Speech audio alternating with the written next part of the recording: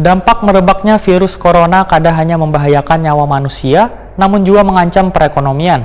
Salah satunya transportasi laut nang wayahini penumpangnya mulai berkurang. Sepinya angkutan ke Surabaya, wan sebaliknya ini terjadi beriringan dengan terus merebaknya wabah virus corona.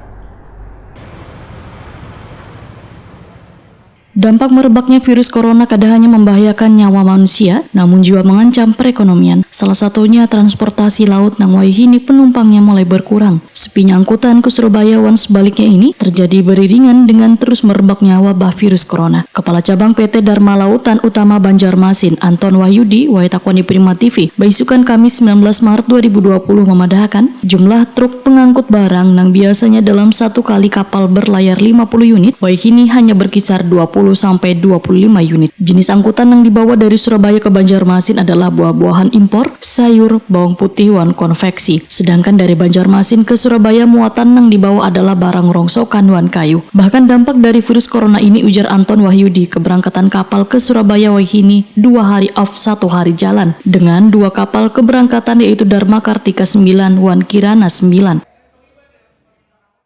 Makanya kapal kami